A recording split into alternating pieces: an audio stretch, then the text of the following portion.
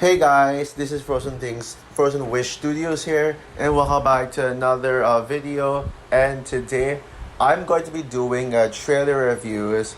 So yeah, a bunch of trailers have came out recently, and I'm actually gonna include all of them in the video because I definitely have something to say about each trailer. So yeah, there are four trailers that I'm gonna be talking about. So yeah. Anyways, without further ado, if you want to know my thoughts on these trailers, then just keep watching. So the first trailer that I am going to be talking about is probably the one trailer all my subscribers would come to this video for. The second trailer for the highly anticipated DreamWorks animated film, The Wild Robot. I know DreamWorks hasn't been in their best state lately. I say lately, especially with the overrated Orion in the Dark and the piece of crap Megamind 2, which we don't talk about. And don't get me fucking started on shows band together. The less said about that film, the better. So yeah, and even DreamWorks' previous film Kung Fu Panda 4. I will say though, Kung Fu Panda 4. What I liked in the fan Kung Fu Panda 4, it didn't really live up to the hype. It wasn't the masterpiece how I wanted it to be. Although I will say Kung Fu Panda 4 is probably a guilty pleasure of mine. Even though yes, it's not a masterpiece, it's not as good as I wanted it to be. I think Kung Fu Panda 4 is at least fun, a mindless, fun, entertaining film, and it's probably my guilty pleasure of the year so far. But I think Kung Fu Panda 4 can do the Kung Fu Panda franchise can do so much better than just fun. But with the Wild Robot, this is already the best DreamWorks movie of the year. And vastly superior to Kung Fu Panda 4. The teaser trailer for The Wild Robot is DreamWorks' best trailer period. I absolutely love the trailer, and the fact that it even dethroned the two trailers for How to Train Your Dragon 3: The Hidden World, which was initially my favorite DreamWorks trailer. Is impressive. That teaser trailer for The Wild Robot. I have been constantly rewatching it from time to time, and I could not get enough of it. So with the second trailer, now that we actually get to know more about the film, I gotta admit, I am not as hyped for this film as I initially was. I mean, for DreamWorks standards, I am hyped as hell for this film.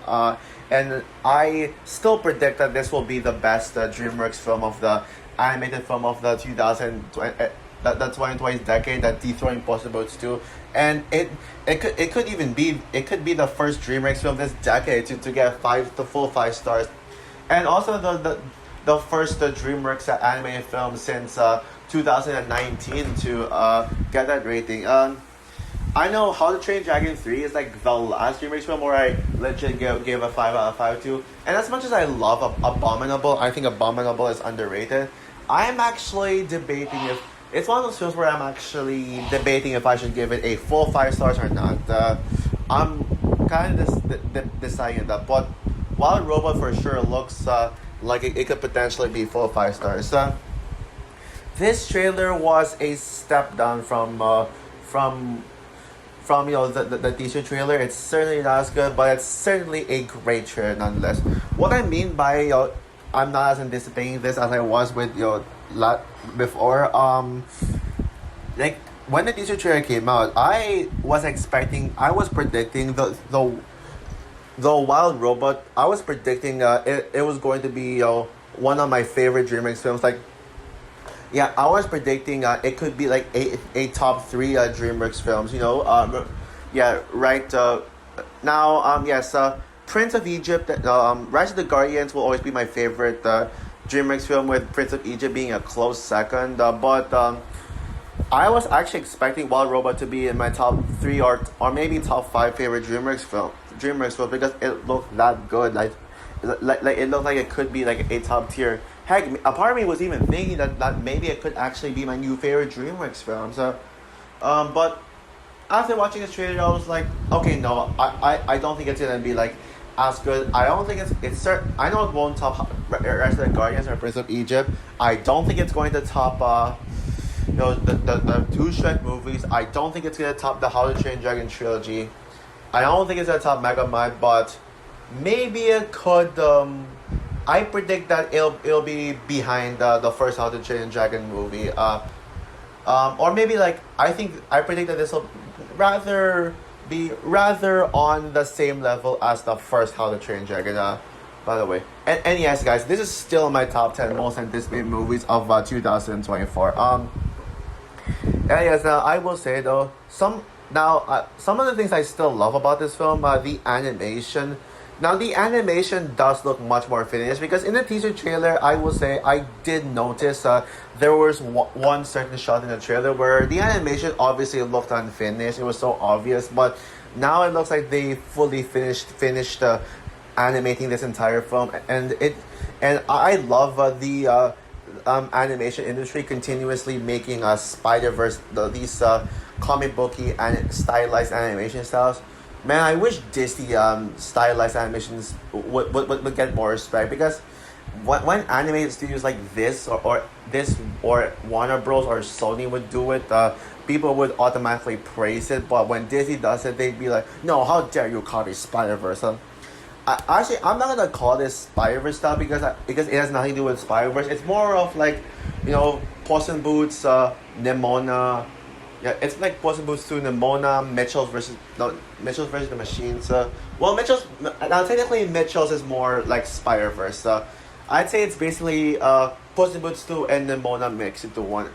And I certainly got Nimona vibes of the animation, especially in the beginning with like this human world that looks similar to the town from Nimona. And by the way, I'm actually surprised that there's actually going to be humans in this one.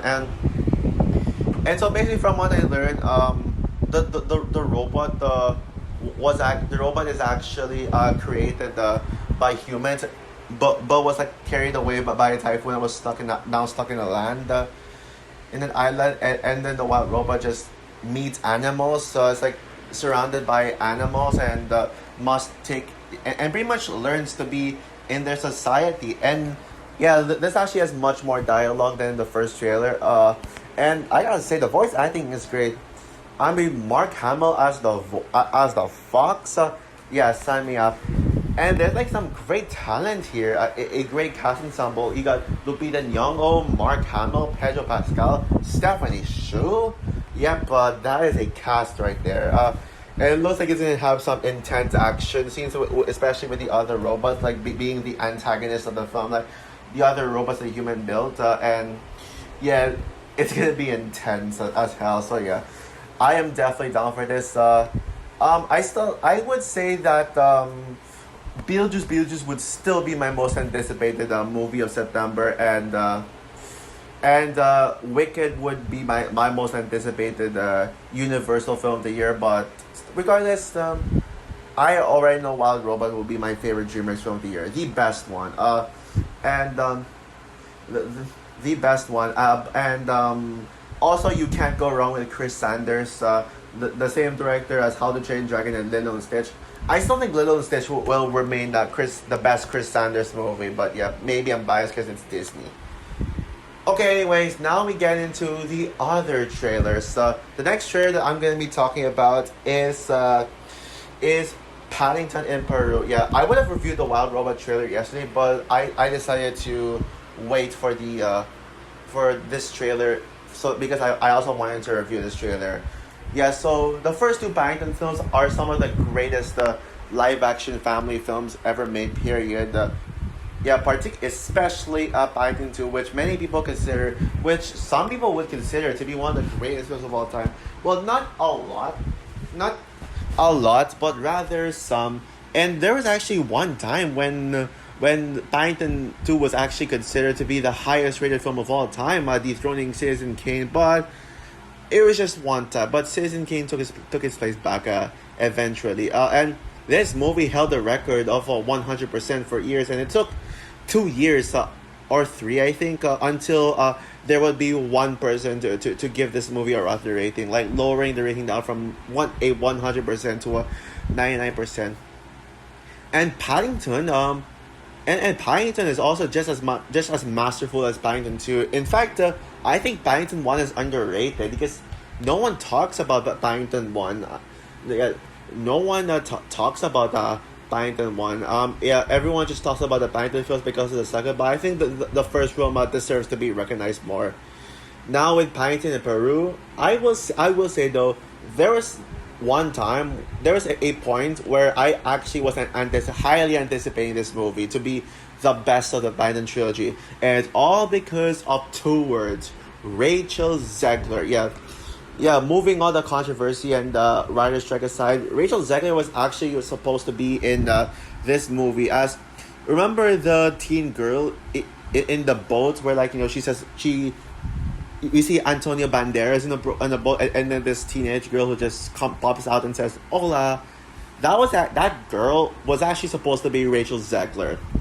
However, due to the controversy surrounding Rachel Zegler, which started last year, and also the how do I say this, and also the writer's strike, Rachel Zegler got kicked out of the film. Yeah, because of that.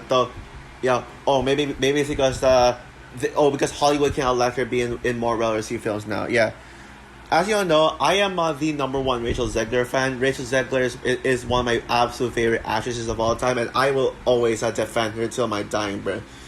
Yeah. In fact, I'm actually thinking of putting West Side Story as my favorite movie 2021, but I will think about it.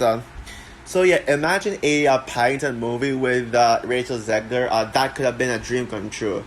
But yeah, it was unfortunate. Yeah, it was such a disappointment that Rachel Zegler is no longer in this one.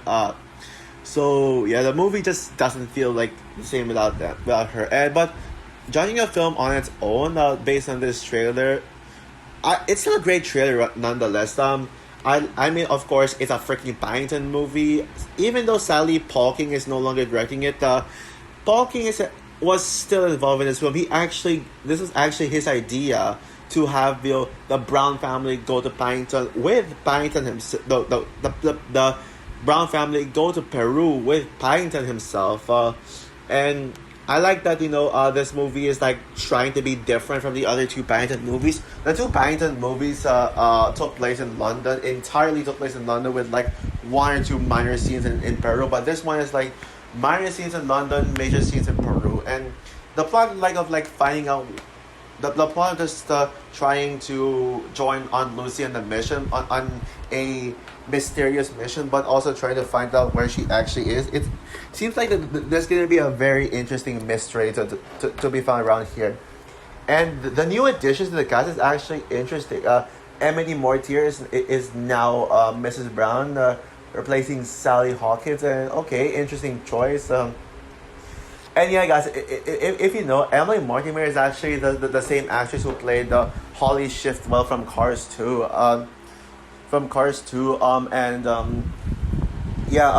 And regardless of what you say about Cars 2, Holly Shiftwell is probably my favorite Cars character in the Cars trilogy. She's just adorable and such a badass, and I'm excited to see her. I'm curious to see her in this one.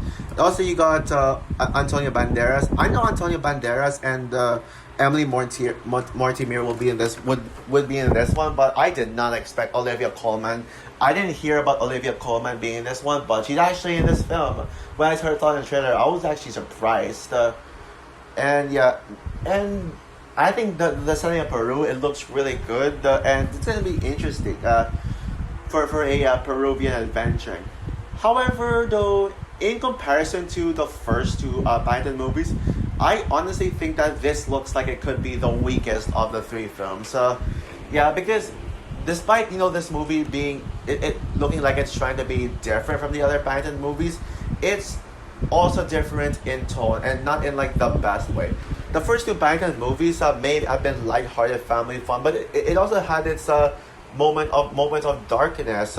There were some dark aspects to it, like in the first one, for example, when Nicole Kidman, who is probably my favorite Paddington character, by the way, I mean my favorite Paddington villain, even over Hugh Grant in the second film.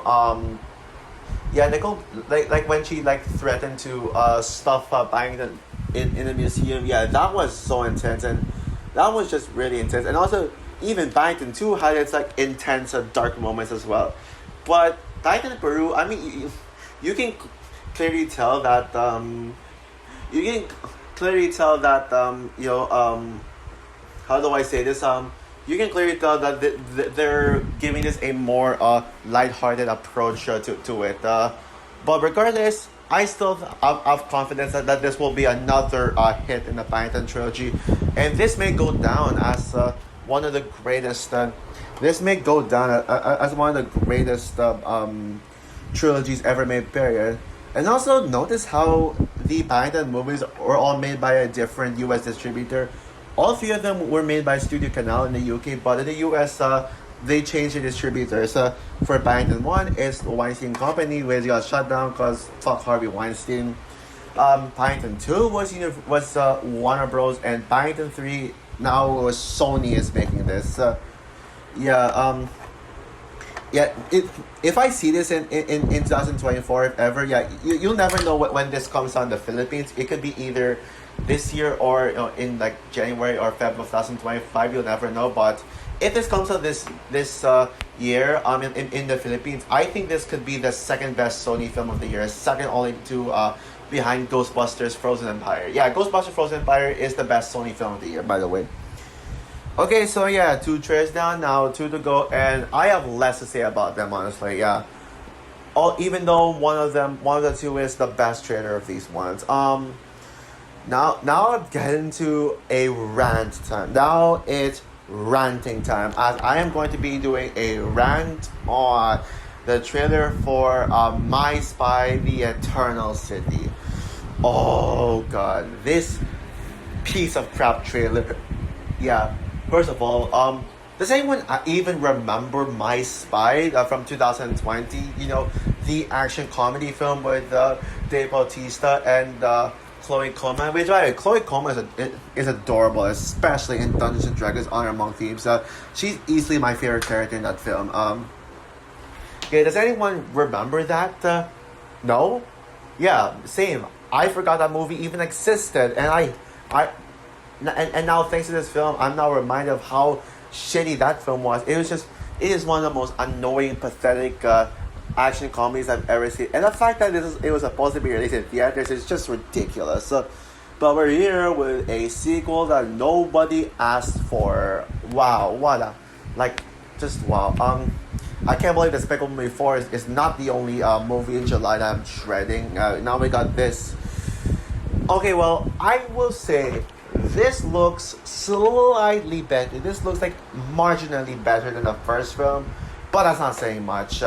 It still looks like crap. I will say, though, one thing I liked about this trailer, and I think could be the biggest redeeming quality of this film, and the reason why I prefer it over the first film, the girl power. Yes, Sophie, Chloe Coleman's character, it is going to become a total badass in this movie. We see her training. With that Dave Bautista's character. Yeah, we see her like in training, about to fight, and and then we see her fight a lot in this film, like, and I can say she looks like a badass, and I guess Sophie's fight scenes would totally rule, and I'm down to see an adorable child actress like Chloe Coleman fight. But everything else about this trailer, oh god, yeah. First of all, this blonde looks like a freaking ripoff of Spider-Man Far From Home. Where the main characters would go to Europe, like for school stuff, and then apparently there would be bad guys there, and then bad guys to intervene with the vacation, and they must fight. Yeah, what a total ripoff of Spider-Man Far From Home. And it doesn't help either that the humor is so freaking cringe, and Dave Bautista looks incredibly like pathetic. In fact, he looks even more annoying than he was in the first film. Yeah, and yeah, Dave Bautista is a hit or miss actor, but I think this could be his worst performance since Stuber. And our film I just apparently remembered existed for no reason. Fuck Stuber. yeah, and the action scenes involving Dave Bautista, oh boy, and and Ken Jeong is so. Ken Jeong could be even more cringier than he is in the original.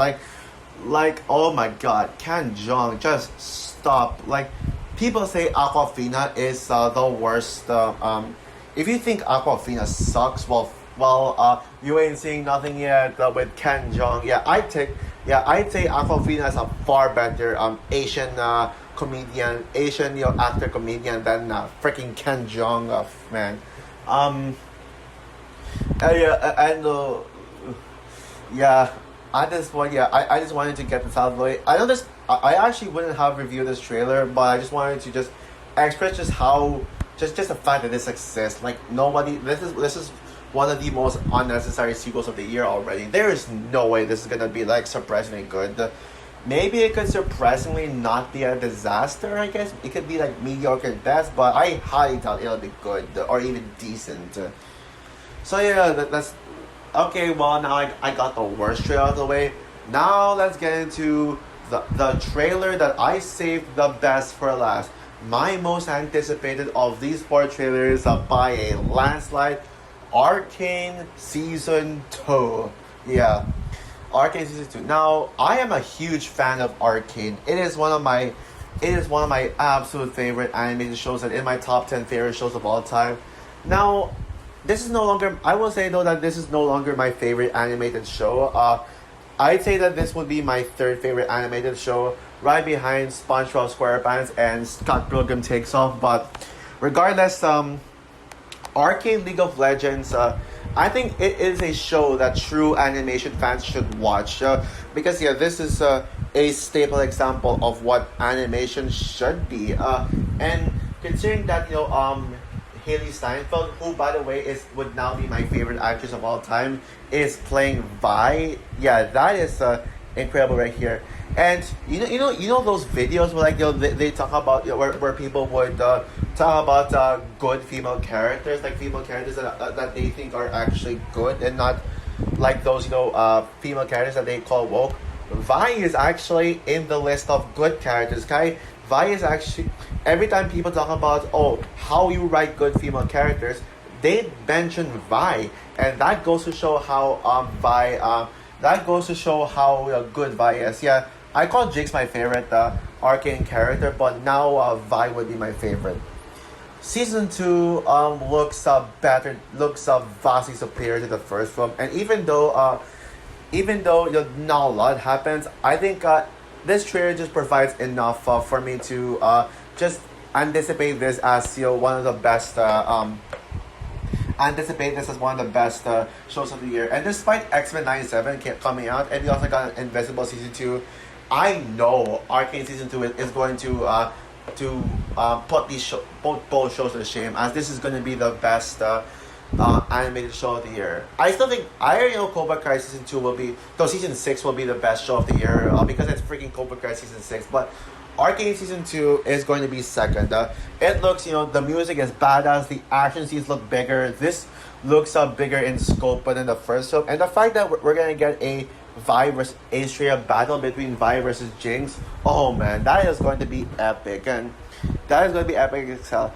I wonder if Jinx is going to redeem herself. I can see the potential, but we'll see about that. I mean, could Vi and Jinx get their sisterly love back? We'll have to see. But yeah. Regardless, guys.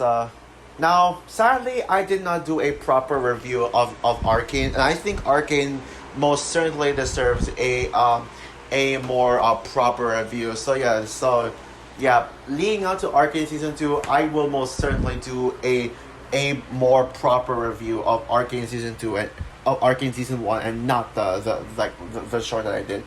And yes, guys, if you're actually watching this, if you've seen the entire video until this point, please, I beg you guys, watch Arcane. It is an animated show, and if you love animation, you'll love Arcane. Screw those modern Nickelodeon and Cartoon Network shows that we get. Arcane season 2, Arcane and Scott Pilgrim Takes Off, X-Men 97 are examples of animated shows you should watch, not those baby crap shows. So yeah, that's all for my trailer reaction. That's all for my trailer reviews. What are your thoughts on these trailers? And which trailer of these is your favorite? I know most of you guys would say Wild Robot, but for me, Arcane season 2 hands down. So yeah, what are your comment down below, like, subscribe, hit the notification bell, and stay tuned for more Pixar content on my channel to come. So yeah, bye guys.